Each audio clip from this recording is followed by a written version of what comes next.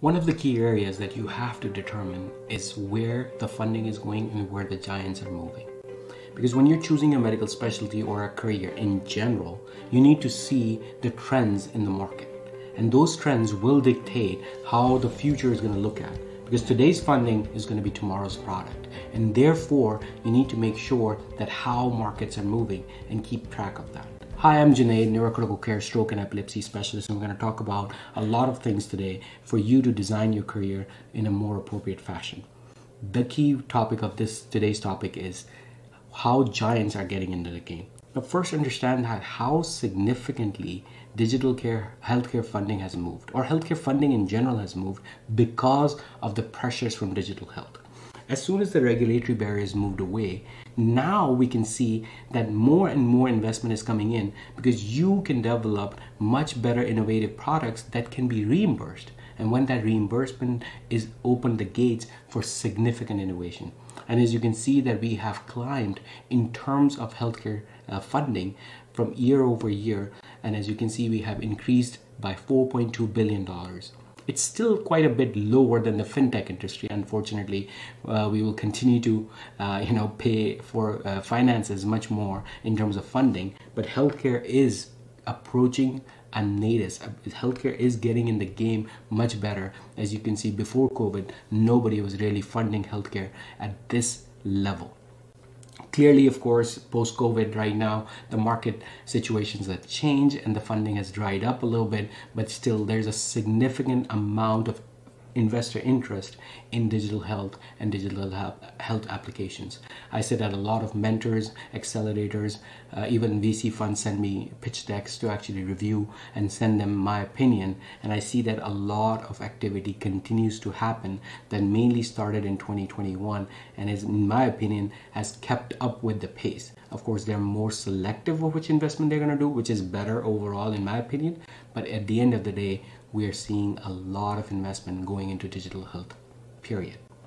Now, let's talk about not just the funding, because funding is the VC funding and what their exit strategy is sell to Amazon, right? At the end of the day, half of the time, they're going to sell it to pharma, any other multi-billion-dollar company where and then entrepreneur design and innovation solves a problem, and then that problem gets taken up to somewhere else. And believe it or not, that's Amazon's strategy. Amazon started in healthcare with Amazon Care, and that was actually launched in 2021.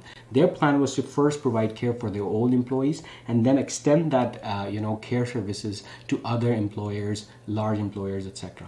But then they realized rather than building a solution, might as well buy one. So that's why they have shifted their strategy from Amazon Care, and now they are in the mode to actually buy. And their first acquisition, major acquisition, not first acquisition, but definitely a major acquisition was One Medical that they acquired for $3.9 billion. Mind you, One Medical was actually losing money when they acquired it. It's not that they got that for it. They got it for the process, they got it for the workflow, they got it for the data. So that's why one of the reasons that Amazon has a very different strategy as compared to other giants in the game.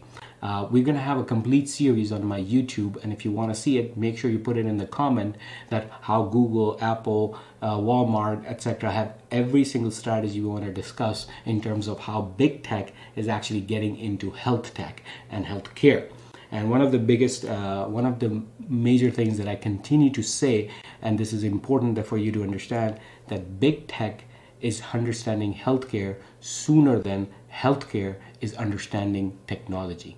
And that is where the problem comes in, because they have the resources, the talent, the manpower, the cloud infrastructure and everything to come into healthcare faster, sooner, better as compared to hospital systems, which are already bogged down with financial pressure, etc., to put significant amount of investment into technological services. So that's where the pressures are coming in terms of the market is concerned. Again, important for you to, from a patient perspective, understand that how healthcare delivery is going to change over time. And as a career strategist, you need to make sure you understand how the market is changing overall so you can make an informed decision in choosing your medical specialty.